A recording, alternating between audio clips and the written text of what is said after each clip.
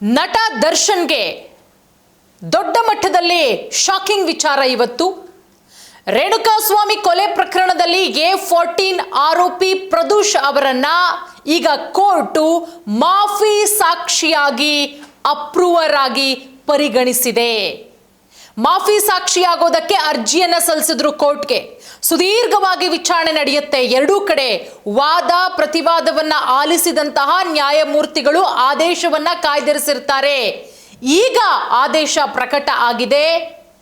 ರೇಣುಕಾಸ್ವಾಮಿ ಕೊಲೆ ಪ್ರಕರಣದಲ್ಲಿ A14 ಆರೋಪಿ ಪ್ರದೂಷ್ ಎಸ್ ರಾವ್ ಅವರನ್ನ ಮಾಫಿ ಸಾಕ್ಷಿಯಾಗಿ ಪರಿಗಣಿಸೋದಕ್ಕೆ ಬೆಂಗಳೂರಿನ 59ನೇ CCH ನ್ಯಾಯಾಲಯ ಒಪ್ಪಿಗೆಯನ್ನ ಕೊಟ್ಟಿದೆ. ದರ್ಶನ್ಗೆ ಮತ್ತೊಮ್ಮೆ ಟ್ರಬಲ್. ನೋಡಿ, ಒಂದಾದ ಮೇಲೊಂದರಂತೆ ಗಂಡಾಂತರ ಎದುರಾಗ್ತಾ ಇದೆ. ದರ್ಶನ್ ರೇಣುಕಾಸ್ವಾಮಿ ಕೊಲೆ ಪ್ರಕರಣದಲ್ಲಿ ಬಚಾವಾಗಕ್ಕೆ ಸಾಧ್ಯನೇ ಇಲ್ಲ. ಒಂದ್ಸಲ ಹೆಂಗೋ ಬಳ್ಳಾರಿ ಜೈಲಿಂದ ಬೇಲ್ ಮೇಲೆ ಹೊರಗಡೆ ಬರ್ತಾರೆ. ಅದಾದ್ಮೇಲೆ ಸುಪ್ರೀಂ ಕೋರ್ಟಲ್ಲಿ ಬೇಲ್ ರಿಜೆಕ್ಟ್ ಆಗಿ ಮತ್ತೆ ಪರಪ್ಪನ ಅಗ್ರಹಾರಕ್ಕೆ ಸೇರ್ತಾರೆ. ಮತ್ತೆ ಬೇಲ್ಗೆ ಅಪ್ಲಿಕೇಶನ್ ಹಾಕ್ತಾರೆ. 1 ವರ್ಷಗಳ ಕಾಲ ಬೇಲೇ ಇಲ್ಲ. ಹಂಗೂ ಹಿಂಗೂ ಮಾಡಿ ಏನೇನೋ ಹರಸಾಹಸ ಪಟ್ರು. ಅದಾದ್ಮೇಲೆ ದರ್ಶನ್ಗೆ ಮತ್ತೊಮ್ಮೆ ಗಂಡಾಂತರ ಎದುರಾಗಿದ್ದು ಮಾಫಿ ಸಾಕ್ಷಿ. ಈ ಪ್ರಕರಣಕ್ಕೆ ಸಂಬಂಧಪಟ್ಟಂತೆ ನಾನು ಮಾಫಿ ಸಾಕ್ಷಿ ಆಗ್ತೀನಿ ಅಂತ ಈ ಕೊಲೆ ಪ್ರಕರಣದಲ್ಲೇ ಭಾಗಿಯಾಗಿದ್ದಂತಹ A14 ಪ್ರದೂಷ್ ನಾನು ಮಾಫಿ ಸಾಕ್ಷಿ ಆಗ್ತೀನಿ ಅಂತ ಕೋರ್ಟ್ಗೆ ಅರ್ಜಿ ಸಲ್ಲಿಸ್ತಾರೆ. ಸುದೀರ್ಘವಾಗಿ ವಿಚಾರಣೆ ನಡೆಸಿದಂತಹ ಕೋರ್ಟು ಇವತ್ತು ಬೆಂಗಳೂರಿನ 59ನೇ CCH ನ್ಯಾಯಾಲಯ ಮಾಫಿ ಸಾಕ್ಷಿಯಾಗೋಕೆ ಓಕೆ ಅಂತ ಹೇಳಿಬಿಟ್ಟು ಒಪ್ಪಿಗೆಯನ್ನು ಕೊಟ್ಟಿದೆ. ಪ್ರದೂಷ್ ಅವರು ಮಾಫಿ ಸಾಕ್ಷಿಯಾಗೋದಕ್ಕೆ ಅರ್ಜಿ ಸಲ್ಲಿಸಿದ್ರು. ಬೆಂಗಳೂರಿನ 59ನೇ CCH ನ್ಯಾಯಾಲಯ ಇವತ್ತು ಅದಕ್ಕೆ ಒಪ್ಪಿಗೆಯನ್ನ ಕೊಟ್ಟಿದೆ. ಇದು ದರ್ಶನ್ಗೆ ನೆನ್ನೆ ಮಂಡೆ ಬಿಸಿ ಆಗುತ್ತೆ ಅಂತ ನಾವು ಹೇಳಿದ್ವಿ. ಆದರೆ ಮಂಗಳವಾರ ಮಂಗಳಕರ ಆಗಿಲ್ಲ, ಅಮಂಗಳಕರ ಆಗಿದೆ. ದರ್ಶನ್ಗೆ ಮತ್ತಷ್ಟು ಟ್ರಬಲ್. ದರ್ಶನ್ ಪರವಾಗಿ ಒಂದಷ್ಟು ಪ್ರಶ್ನೆ ಮಾಡಲಾಗಿತ್ತು. ಕರ್ನಾಟಕ ಹೈಕೋರ್ಟ್ ಕೂಡ ಪ್ರದೂಷ್ ಅವರನ್ನ ಅಪ್ರೂವರ್ ಆಗಿ ಪರಿಗಣಿಸೋದನ್ನ ಪ್ರಶ್ನಿಸಿ ದರ್ಶನ್ ಸಲ್ಲಿಸಿದ್ದಂತಹ ಅರ್ಜಿಯನ್ನ ವಜಾಗೊಳಿಸಿತ್ತು ಹಿಂದೆ. ಇದು ದರ್ಶನ್ಗೆ ದೊಡ್ಡ ಮಟ್ಟದಲ್ಲಿ ಹೊಡೆತ. ಅದನ್ನ ನೀವು ಅಪ್ರೂವರ್ ಆಗಿ ಪರಿಗಣಿಸಬಾರದು ಅಂತ ಹೇಳಿ ದರ್ಶನ್ ಕೂಡ ಅರ್ಜಿ ಸಲ್ಲಿಸಿದ್ರು. ಅದನ್ನ ವಜಾ ಮಾಡಿತ್ತು. ಪ್ರದೂಷ್ ಮಾಫಿ ಸಾಕ್ಷಿಯಾಗಿರೋದ್ರಿಂದ ದರ್ಶನ್ ಪ್ರಕರಣದಲ್ಲಿ ಮುಖ್ಯವಾಗಿ ಒಂದಷ್ಟು ಪರಿಣಾಮಗಳಾಗತ್ತೆ. ನೋಡಿ, ಪ್ರಕರಣದ ಘಟನೆಯ ಬಗ್ಗೆ ತನಿಖಾ ಸಂಸ್ಥೆಗೆ ನ್ಯಾಯಾಲಯದಲ್ಲಿ ಸಾಕ್ಷ್ಯ ನೀಡಬಹುದು. ದರ್ಶನ್ ವಿರುದ್ಧ ಮತ್ತಷ್ಟು ಸಾಕ್ಷಿಗಳನ್ನು ಬಲಪಡಿಸುವಂತಹ ಸಾಧ್ಯತೆ. ಯಾಕಂದ್ರೆ ಪ್ರದೂಷ್ಗೆ ನೇರವಾಗಿ ಗೊತ್ತಿದೆ, ಚಿತ್ರದುರ್ಗದಿಂದ ರೇಣುಕಾಸ್ವಾಮಿಯನ್ನ ಕಿಡ್ನ್ಯಾಪ್ ಮಾಡ್ಕೊಂಡ್ಬಂದು ಪಟ್ಟಣಗೆರೆ ಶೆಡ್ಡಲ್ಲಿಟ್ಟು ಅಲ್ಲಿಂದ ಏನೆಲ್ಲ ಆಯಿತು ಡೈಡ್ರಾಮಗಳು, ಎಲ್ಲದರ ಬಗ್ಗೆ ಆರೋಪಿಗಳ ಪಾತ್ರ, ಮಾತುಕತೆ, ನಡೆದಿರುವ ಘಟನೆ ಇದೆಲ್ಲವನ್ನ ಕೂಡ ಪ್ರದೂಷ್ ಈಗ ಹೇಳಬಹುದು. ಮತ್ತೊಂದು ಕಡೆ ಪ್ರದೂಷ್ ಅವರು ಕೊಟ್ಟಂತ ಹೇಳಿಕೆಗಳು ಅಂತಿಮನ ಖಂಡಿತ ಅಲ್ಲ. ನ್ಯಾಯಾಲಯ ಅವರ ಹೇಳಿಕೆಯನ್ನ ಬೇರೆ ಬೇರೆ ಇತರ ಸಾಕ್ಷ್ಯಗಳಿಗೆ ಹೋಲಿಕೆ ಮಾಡಲಾಗುತ್ತೆ. ಇಲ್ಲಿ ಗಮನಿಸಬಹುದು, ಪ್ರದೂಷ್ ಅವರು ಮಾಫಿ ಸಾಕ್ಷಿಯಾಗೋದಕ್ಕೆ ಕೋರ್ಟ್ ಓಕೆ ಅಂದಿದೆ ಅಂತ ಅಂದರೂ ಕೂಡ, ಹಾಗೆ ಹೇಳಿದರೂ ಕೂಡ ಪ್ರದೂಷ್ ಹೇಳಿದ್ದೆಲ್ಲ ನಿಜನಾ? ಪ್ರದೂಷ್ ಹೇಳಿಕೆ ಮೇಲೆ ದರ್ಶನ್ಗೆ ಶಿಕ್ಷೆಯಾಗತ್ತಾ? ಖಂಡಿತವಾಗ್ಲೂ ಕೂಡ ಇಲ್ಲ. ನ್ಯಾಯಾಲಯ ಬೇರೆ ಬೇರೆ ಆರೋಪಿಗಳು ಕೊಟ್ಟಂತ ಹೇಳಿಕೆಗಳು, ಸಾಕ್ಷಿಯವರು ಕೊಟ್ಟಂತ ಹೇಳಿಕೆಗಳು, CCTV, ಮೊಬೈಲು, ತಾಂತ್ರಿಕ ದಾಖಲೆಗಳು, ಸಾಕ್ಷಿಗಳ ಹೇಳಿಕೆ, ವೈದ್ಯಕೀಯ, ಫೋರೆನ್ಸಿಕ್ಸ್ ಸಾಕ್ಷ್ಯ ಇದೆಲ್ಲವನ್ನ ಕೂಡ ಪರಿಗಣಿಸ್ತಾರೆ.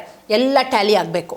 ಇವೆಲ್ಲ ನಾನೇನೇನು ಹೇಳಿದೆ, CCTV, ಮೊಬೈಲು, ಸಾಕ್ಷಿಗಳ ಹೇಳಿಕೆ, ವೈದ್ಯಕೀಯ, ಫೋರೆನ್ಸಿಕ್ ಸಾಕ್ಷ್ಯ ಇದೆಲ್ಲವನ್ನ ಪರಿಶೀಲಿಸಿದಾಗ ಎಲ್ಲ ಹೇಳಿಕೆಗಳು ಪ್ರದೂಷ್ ಕೊಟ್ಟಂತ ಹೇಳಿಕೆಗೆ ಟ್ಯಾಲಿ ಆದ್ರಷ್ಟೇ ಪ್ರದೂಷು ಸೇಫ್ ಆಗ್ತಾರೆ. ಇಲ್ಲ ಅಂದರೆ ಪ್ರದೂಷ್ಗೆ ತಕ್ಕಮಾದಂತಹ ಶಿಕ್ಷೆಯಾಗುತ್ತೆ. ಅಯ್ಯೋ ನಾನು ಬಚಾವಾಗ್ಬಿಡ್ತೀನಪ್ಪ ಮಾಫಿ ಸಾಕ್ಷಿ ಹೇಳಿದ್ರೆ ಅಂತ ಹೇಳಿ ಪ್ರದೂಷ್ ಏನಾದರೂ ಬಂದಿದ್ರೆ, ಸುಳ್ಳು ಹೇಳಿದ್ರೆ ಪ್ರದೂಷ್ಗೆ ಶಿಕ್ಷೆ ತಪ್ಪಿದ್ದಲ್ಲ. ಮತ್ತೊಂದು ಕಡೆ ನೋಡಿ, ಈಗ ಪ್ರದೂಷ್ ಅವರನ್ನ ಮಾಫಿ ಸಾಕ್ಷಿಯಾಗಿ ಕೋರ್ಟು ಪರಿಗಣಿಸಿದೆ. ಇಲ್ಲಿ ಪರಿಗಣಿಸೋದಕ್ಕಿಂತ ಮುಂಚೆ ಕೋರ್ಟು ಪ್ರದೂಷ್ ಅವರು ಹೇಳ್ತಿರೋದು ಸತ್ಯನಾ, ಮತ್ತು ಪ್ರದೂಷ್ ಅವರ ವಿರುದ್ಧ ಹಿಂದೆ ಏನಾದರೂ ಕೇಸ್ಗಳಿತ್ತಾ?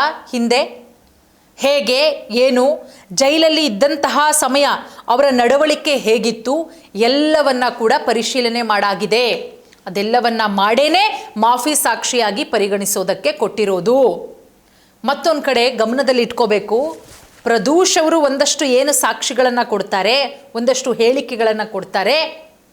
ಈ ಹೇಳಿಕೆಯಿಂದ ಅಂತಿಮವಾಗಿ ದರ್ಶನ್ನು ತಪ್ಪಿತಸ್ಥರು, ಇದರಿಂದನೇ ದರ್ಶನ್ಗೆ ಶಿಕ್ಷೆಯಾಗುತ್ತೆ ಅಂತ ನಾವು ಅಂದ್ಕೊಳ್ಳೋದು ಖಂಡಿತವಾಗ್ಲೂ ಕೂಡ ತಪ್ಪು. ಏನು ಹೇಳ್ತಾರೆ ಅದೆಲ್ಲವನ್ನ ಕೂಡ ನ್ಯಾಯಾಲಯದಲ್ಲಿ ಸಾಬೀತುಪಡಿಸ್ಬೇಕು. ಇಷ್ಟೆಲ್ಲ ಇದೆ ಪ್ರದೂಷ್ ಮೇಲೆ. ಮತ್ತೊಂದು ಕಡೆ ಪ್ರದೂಷ್ ಅವರು 11 ಪುಟಗಳ ಮಾಫಿ ಸಾಕ್ಷಿ ಅರ್ಜಿಯಲ್ಲಿ ಒಂದಷ್ಟು ಅಂಶಗಳನ್ನು ಉಲ್ಲೇಖ ಮಾಡಿದ್ದಾರೆ. ಏನೇನಿಲ್ಲ 11 ಪುಟಗಳಲ್ಲಿ ಬರೀತಾರೆ, ಅದನ್ನು ಬರದೇ ಅರ್ಜಿ ಸಲ್ಲಿಸೋದು, ಮಾಫಿ ಸಾಕ್ಷಿ ಆಗೋದಕ್ಕೆ ನನಗೆ ಅನುಮತಿ ಕೊಡಿ ಅಂತ ಹೇಳಿ. ಆ 11 ಪುಟದಲ್ಲಿ ಯಾವ್ಯಾವೆಲ್ಲ ವಿಚಾರಗಳು ಇತ್ತು ಅಂದರೆ, ರೇಣುಕಾಸ್ವಾಮಿ ಮೇಲೆ ನಡೆದಂಥ ಹಲ್ಲೆಯನ್ನು ತಾನು ನೋಡಿದ್ದೀನಿ. ಪ್ರದೂಷ್ ಅರ್ಜಿಯಲ್ಲಿ ಹೇಳಿರೋದು, ದರ್ಶನ್ ಅವ್ರ ಮೇಲೆ ಹಲ್ಲೆ ಮಾಡ್ತಾ ಇದ್ರು, ಒದಿಬಾರದ ಜಾಗಕ್ಕೆ ಒದಿತಾ ಇದ್ರು. ಆ ಹಲ್ಲೆ ನಿಲ್ಲಿಸು ಅಂತ ನಾನು ಹೇಳಿದ ನಿಜ, ಆದರೆ ದರ್ಶನ್ ನಿಲ್ಲಿಸಲಿಲ್ಲ. ರೇಣುಕಾಸ್ವಾಮಿಯನ್ನು ಹೇಗೆ ಅಪಹರಣ ಮಾಡಲಾಯಿತು, ಹಲ್ಲೆ ಹೇಗೆ ಮಾಡಲಾಯಿತು, ನಂತರ ಮೃತದೇಹವನ್ನು ಯಾವ ರೀತಿ ವಿಲೇವಾರಿ ಮಾಡಲಾಯಿತು, ಎಲ್ಲ ವಿವರಗಳನ್ನು ನಾನು ಬಹಿರಂಗಪಡಿಸ್ತೀನಿ ಅಂತ ಹೇಳಿ ಪ್ರದೂಷು ಆ 11 ಪುಟಗಳ ಅರ್ಜಿಯಲ್ಲಿ ತಿಳಿಸಿದ್ದಾರೆ. ಪ್ರಕರಣದಲ್ಲಿ ಭಾಗಿಯಾಗಿರುವ ಇತರ ಆರೋಪಿಗಳ ಪಾತ್ರದ ಬಗ್ಗೆಯೂ ಸಂಪೂರ್ಣ ಮಾಹಿತಿ, ಸತ್ಯವಾದ ಮಾಹಿತಿ ಕೊಡೋದಕ್ಕೆ ನಾನು ಸಿದ್ಧ. ಚಾರ್ಜ್ ಶೀಟ್ ಪ್ರಕಾರ ಪೊಲೀಸರು ಪ್ರದೂಷ್ ಅವರನ್ನು ಪಟ್ಟಣಗೆರೆ ಶೆಡ್ನಲ್ಲಿದ್ದ ಘಟನೆಗೆ ಸಂಬಂಧಪಟ್ಟಂತೆ ಪ್ರಮುಖ ಆರೋಪಿಯಾಗಿ ಗುರುತಿಸಿರ್ತಾರೆ. ಆದರೆ ಆರೋಪ ತನಿಖೆಯ ಅಂಶಗಳು ನ್ಯಾಯಾಲಯದಲ್ಲಿ ಇನ್ನೂ ಕೂಡ ಸಾಬೀತಾಗಿಲ್ಲ. ದರ್ಶನ್ಗೆ ಸಂಬಂಧಪಟ್ಟಂಥ ಒಂದಷ್ಟು ಹೇಳಿಕೆಗಳು, ಪಟ್ಟಣಗೆರೆ ಶೆಡ್ಗೆ ಕರೆತಂದ ನಂತರ ನಡೆದಂಥ ಹಲ್ಲೆ ನಾನು ಕಣ್ಣಾರೆ ಕಂಡಿದ್ದಾಗಿ ಅರ್ಜಿಯಲ್ಲಿ ವಿವರಿಸಿದ್ದಾರೆ. ದರ್ಶನ್ ಹಲ್ಲೆ ಮಾಡ್ತಾ ಇರ್ತಾರೆ ರೇಣುಕಾಸ್ವಾಮಿ ಮೇಲೆ, ನಿಲ್ಲಿಸಿ ಅಂತ ಹೇಳಿ ನಾನು ಹಲವು ಬಾರಿ ಪ್ರಯತ್ನ ಪಟ್ಟೆ. ಮೃತದೇಹವನ್ನು ಬೇರೆ ಕಡೆಗೆ ವಿಲೇವಾರಿ ಮಾಡಿದ್ದಂತಹ ಸಂದರ್ಭ, ಪವಿತ್ರ ಗೌಡ ಬಂದು ಚಪ್ಪಲಿಯಲ್ಲಿ ಹೊಡೆದಂತಹ ಪ್ರಕರಣ ನೋಡಿ. ಮತ್ತೊಂದು ಕಡೆ ಪ್ರಕರಣದಲ್ಲಿ ಭಾಗಿಯಾಗಿರುವ ಎಲ್ಲ ಆರೋಪಿಗಳ ಪಾತ್ರದ ಬಗ್ಗೆಯೂ ಕೂಡ ನಾನು ಸತ್ಯ ಹೇಳೋಕೆ ಸಿದ್ಧ ಇದ್ದೀನಿ ಅಂತಲೇ ಪ್ರದೂಷು ಅರ್ಜಿ ಸಲ್ಲಿಸಿದ್ದು. ಮಾಫಿ ಸಾಕ್ಷಿಯಾಗೋದಕ್ಕೆ ನನಗೆ ಅವಕಾಶ ಕೊಡಿ ಅಂತ ಹೇಳಿ. ಈಗ ಅದನ್ನು ಪರಿಗಣಿಸಿದೆ ಕೋರ್ಟು. ಪ್ರಕರಣದ ಬಗ್ಗೆ ಸುಳ್ಳು ಹೇಳಂಗೇ ಇಲ್ಲ. ಆರೋಪಿಗೆ ಗೊತ್ತಿರೋ ಎಲ್ಲ ಮಾಹಿತಿಯನ್ನು ಪ್ರದೂಷ್ ಹೇಳಲೇಬೇಕು. ಇನ್ ಕೇಸ್ ಏನಾದರೂ ಪ್ರದೂಷ್ ಸುಳ್ಳು ಹೇಳಿದ್ರೆ ಕಠಿಣಾತಿ ಕಠಿಣ ಶಿಕ್ಷೆಯಾಗುತ್ತೆ. ಸೊ ಮಾಫಿ ಸಾಕ್ಷಿಯಾಗಿ ಕೋರ್ಟ್ ಪರಿಗಣಿಸಿರೋದ್ರಿಂದ ದರ್ಶನ್ಗೆ ಮತ್ತಷ್ಟು ಸಂಕಷ್ಟ. ಮತ್ತೊಂದು ಕಡೆ ದರ್ಶನ್ನು ಪರಪ್ಪನ ಅಗ್ರಹಾರ ಜೈಲಲ್ಲಿ ಇರಬೇಕಾದ್ರೂ ಪ್ರದೂಷ್ಗೆ ಬೆದರಿಕೆ ಹಾಕಿದ್ರಂತೆ. ಸೊ ಹಾಗಾಗಿ ದರ್ಶನ್ ಹೊರಗಡೆ ಇದ್ದಾಗ ಹೆಂಗೆಲ್ಲ ಇದ್ದರು, ಒಳಗಡೆ ಹೋದ ಮೇಲೂ ಕೂಡ ಇದೇ ಥರನ. ಅವರದೇ ಆದಂತಹ ಅಭಿಮಾನಿಗಳಿದ್ದಾರೆ. ಯಾಕೆ ಈ ರೀತಿ ಆಗ್ಬಿಟ್ರು ದರ್ಶನ್ನು ಒಂದು ಅರ್ಥ ಆಗ್ತಿಲ್ಲ. ಒಟ್ಟಾರೆ ದರ್ಶನ್ಗೆ ಟೆನ್ಷನ್ ಮೇಲೆ ಟೆನ್ಷನ್ನು. ಪಾಪ ಅವ್ರ ಹೆಂಡತಿ ಕಂಡ ದೇವರ ಮೊರೆ ಹೋದರೂ ಕೂಡ ಸಂಕಷ್ಟಗಳು ತಪ್ತಾನೇ ಇಲ್ಲ.